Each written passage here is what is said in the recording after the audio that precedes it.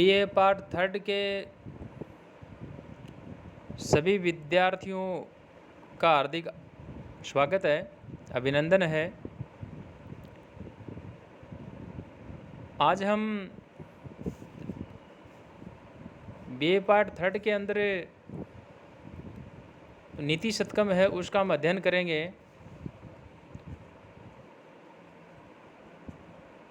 और अब नीति शतकम में उसका जो सामान्य जो परिचय है उसके विषय में मैं आपसे बात करूंगा। नीति शतकम जैसा कि आप स्क्रीन के ऊपर देख पा रहे हैं, ये भर्तृहरि के द्वारा प्रणीत है, यानी इसके लेखक जो हैं भर्तृहरि हैं। भर्तृहरि की यदि हम चर्चा करें तो जैसी लोक परंपरा है उसके अनुसार या लोक परंपरा के अनुसार यदि हम उनका स्मरण करें तो एक दो जनश्रुतियाँ हैं, किंवदंतियाँ हैं। उसमें जो राजा हैं भर्तृहरि जो हैं ये पहले राजा थे, जो बाद में विरक्त होकर के ये महायोगी बन जाते हैं या महायोगी बन गए।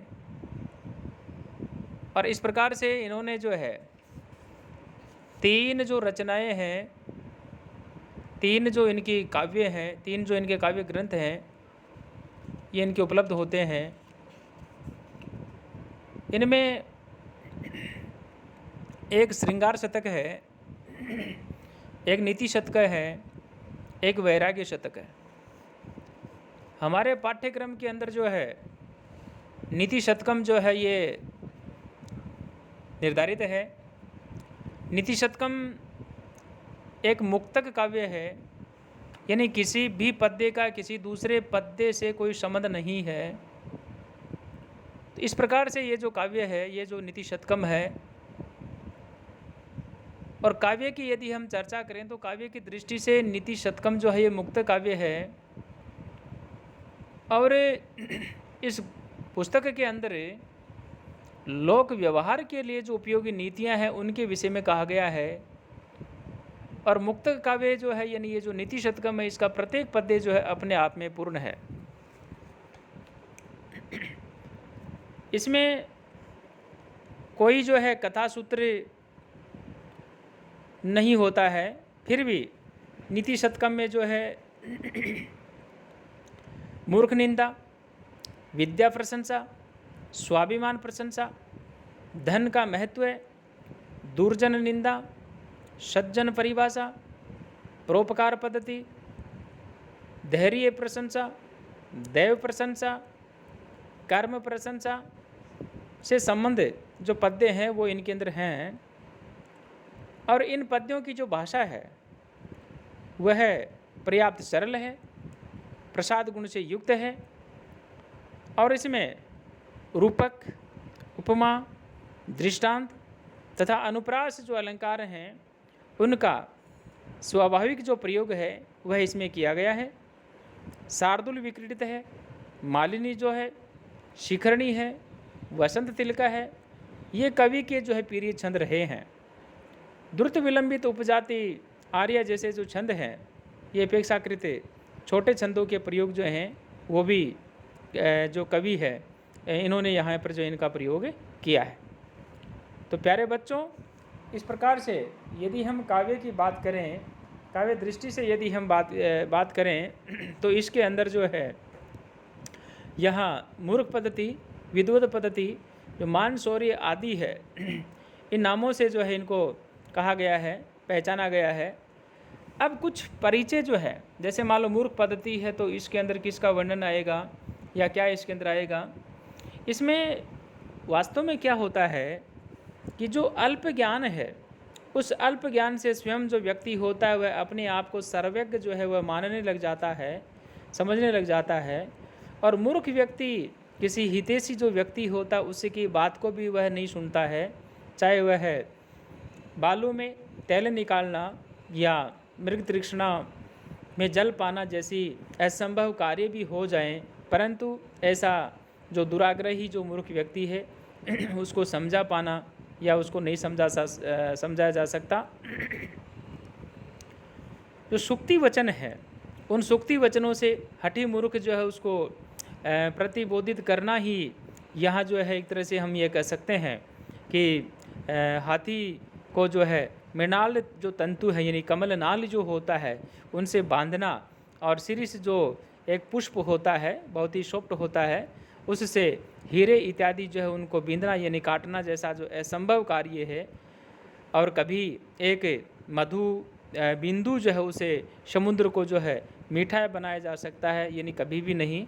तो इस प्रकार से प्यारे बच्चों, इसमें जो मूर्ख व्यक्ति है उस मूर्ख व्यक्ति के संदर्भ में कहा कि जब तक विद्वत सभा में वह चुप रहता है तब तक उसकी जो अज्ञानता होती है, जो मूर्खता होती है, वह छिपी रहती है, और अपनी अज्ञानता जो है उसका एहसास होने पर जो है वह इस प्रकार से मूर्ख व्यक्ति जो है दुराग्रह है एवं मिथ्या गर्व जो है वो छोड़ सकता है। अन्यथा अपनी या उसकी जो तुच्छता है उसमें मग्न जो अज्ञजन है इंद्र आदि के सामने भी जो लज्जित नहीं होते हैं। इस प्रकार से इन प्रसंगों के अंदर कहा है। बुद्धिभ्रष्ट व्यक्ति जो होता है उसका एक बार यदि पतन होने लग जाता है तो ऐसे भ्रष्ट व्यक्ति पतन के मार्ग पर जो है बढ़ता ही जाता है और उसे यह पता नहीं चलता कि वह कहाँ पर जाकर गिरेगा। भर्तृहरि ने, लेखक ने, कवि ने ठीक इसी प्रकार से यही कहा है कि विवेक पृष्ठानाम भवति विनिपाता शतमुख है, यानी संसार के अंदर व्याधि का, रोग का उपचार संभव है, किंतु दुराग्रही जो मूर्ख व्यक्ति होता है उसको सुधारने का कोई उपाय जो है वह नहीं है। मिथ्या गर्वस में चूर रहने वाला अल्पज्ञानी मूढ़ व्यक्ति किसी से अपने हित की सलाह जो है वह सुनना नहीं चाहता, और वह एक तरह से हम यूँ कह सकते हैं कि अपनी जो है वह ज़्यादा यहाँ विद्वता वाली जो बात है वो करना चाहता है और ज्ञान उसको कुछ होता नहीं है। और इसी प्रसंग में आगे आता है फिर विद्वत पद्धति। प्यारे बच्चों, जो हमारा समाज है इसके उत्थान के अंदर जो बुद्धिजीवी वर्ग है उसकी विशेष भूमिका होती है, और इस के अंदर पीढ़ी दर पीढ़ी जो है ज्ञान प्रवाहित करने वाला जो विद्वान शिक्षक जो होता है वह वास्तव में ही जो राष्ट्र निर्माता होता है। परंतु कभी कभी समाज या शासक वर्ग ऐसे समाज सेवी विद्वान जो होते हैं उनकी उपेक्षा भी कर देते हैं। भर्तृहरि को मदान्ध जो सत्ता है उसका ये व्यवहार जो है करता है। यदि किसी राज्य में विद्वान लोग जो है निर्धन रहते हैं तो यह शासकों की मूर्खता है। यदि कुपरीक्षक रत्नों का मूल्य नहीं पहचानते तो वे भी निंदनीय होते हैं, ऐसा कवि ने कहा।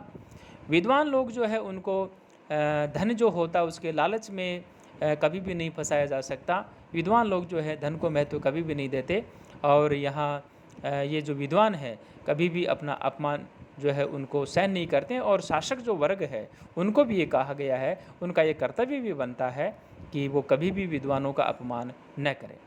सत्ता, विद्वता इत्यादि से टकराने का जो दुस्साहस जो है वो कभी भी न करें।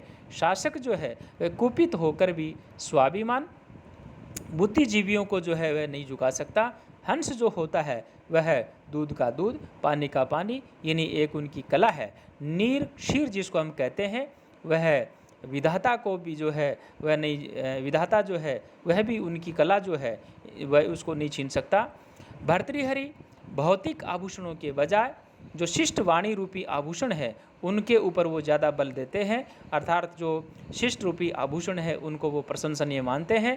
क्षीयन्ते खलु भूषणानि सततम वाक्भूषणम भूषणम, यानी इस प्रकार से विद्या की प्रशंसा करता हुआ कवि जो है विद्या को भौतिक अभ्युदय का श्रेष्ठ साधन कहते हैं, बताते हैं। विद्वान शतपुरुषों की संगति मनुष्य के गुणों का विकास करती है। रस सिद्ध जो महाकवि होते हैं उनका नाम प्यारे बच्चों अमर हो जाता है, और सरस्वती के उपासक जो कवि हैं उन कवियों एवं विद्वत जनों का सम्मान करना शासन व समाज जो है उसका प्रथम कर्तव्य है। तो इस प्रकार से यहाँ जो कवि हैं भर्तृहरि कवि जो हैं उन्होंने यही यहाँ पर जो है कहा है कि विद्वान जो है उनका कभी भी जो है अपमान न करे। ये 2 पद्धतियाँ जो हैं ये मैंने इसके अंदर बताने का प्रयास किया है।